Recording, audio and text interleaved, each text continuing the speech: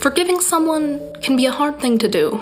You know, you see stories on the news about people like the families in Charlottesville a couple years ago, forgiving the man that killed their family members, and it makes you think, what would you do in that situation? Would you be able to forgive a man who did such a terrible thing and didn't even show remorse for his actions? I don't know if I would. Most anime tackling the theme of forgiveness tend to go down one of two routes. Either the characters immediately forgive those who have wronged them and move on, or they vow to seek revenge against them.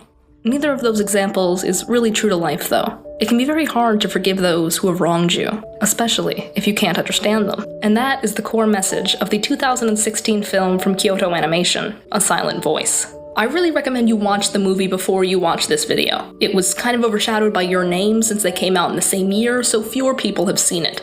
A Silent Voice tells the story of Shoya Ishida and his involvement with his classmate Shoko Nishimiya, a young girl who happens to be deaf. Because she's different, Ishida and his classmates bully and harass her horribly through elementary school, finally forcing her to switch schools. Ishida is blamed for what happened, and his friends, who helped him torment Nishimiya, suddenly turn on him, and he becomes the victim of the bullying he himself once doled out. Flash forward several years, and we see that Ishida has withdrawn inside himself. He's no longer the carefree child he once was. We even learn he's planning on killing himself. Before he can, though, he runs into Nishimiya, now almost an adult, and makes it his mission to atone for his past acts of cruelty. It's a beautiful and captivating story about friendship, consequence, and most importantly, forgiveness. So what I wanted to discuss today was how each different character grapples with this theme of forgiveness. So what is forgiveness? It's a word we all think we understand on the surface, but it becomes a lot more complicated the closer you look at it.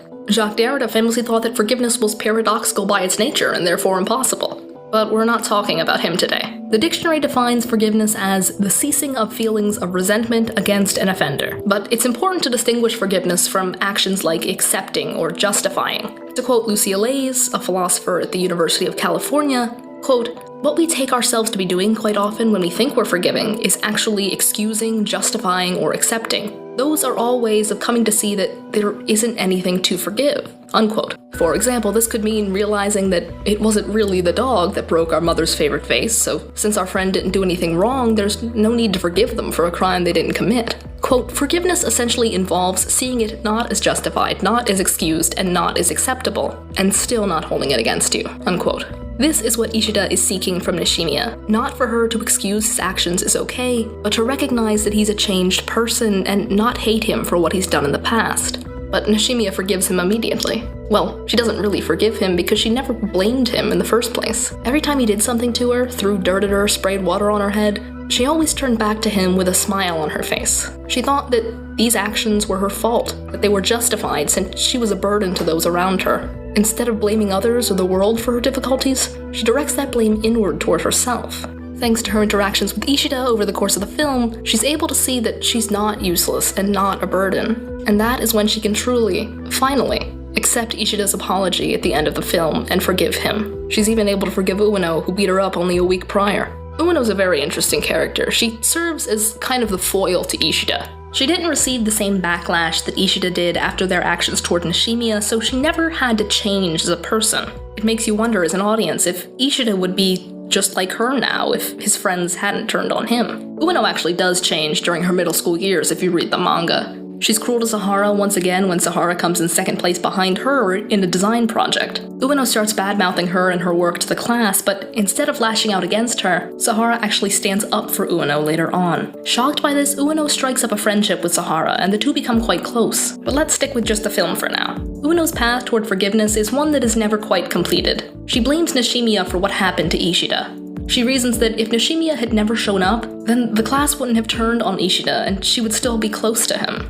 Because she was never told what she did was wrong, she grew up thinking that those acts of bullying were acceptable, which is what leads her to rip out Nishimiya's hearing aids upon running into her again. Later, when Ishida is in the hospital after saving Nishimiya from her attempted suicide, Ueno picks a fight with Nishimiya, blaming her for letting Ishida get hurt. She lashes out, calling her selfish for only thinking about herself and not how her actions would affect Ishida. But the person she's really angry at is herself. She feels guilty for following the crowd and abandoning Ishida in elementary school. Because she could only think about herself, she hurt one of the people she cared for the most. It takes a while, but near the end of the film, Ueno slowly begins to come around. Nishimiya wears her down, waiting for her day after day to try to make it right for Ishida's sake. And Ueno finally comes to see that Nishimiya truly cares for Ishida.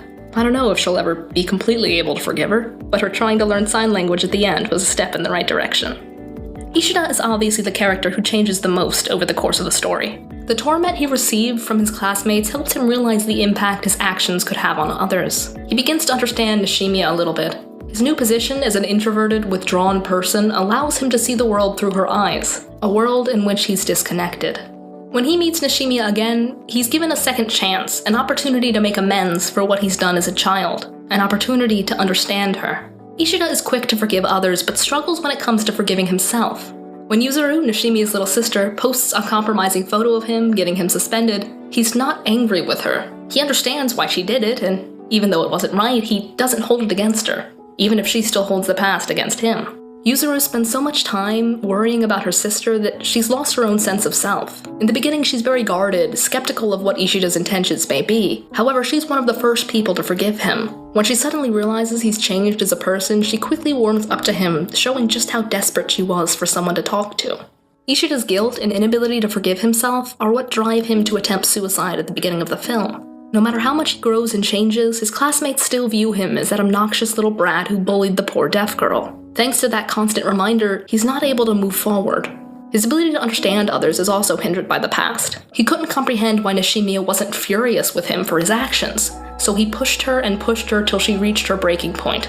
Flash forward, and he still can't understand or connect with his peers, so he locks himself away and doesn't talk to anyone. He feels like he's not worthy of their friendship. Slowly though, one by one, he's able to peel away the X's as people open up to him, and he in turn opens up to them. When he befriends Nishimiya, he begins to understand the struggles she has to go through. When she breaks down after her attempted suicide, talking about how she's pathetic and useless, he finally understands why she always flashed that smile at him. In the final scene of the film, when he's walking through the festival with his friends, Ishida's finally able to do what he's been incapable of doing thus far. After seeing his classmates change and develop in their own way, after seeing them forgive him after what happened at the bridge, he accepts that he's changed too. He finally allows himself to look up, open his ears, and be a part of the world once again. He's able to forgive himself and move forward. So,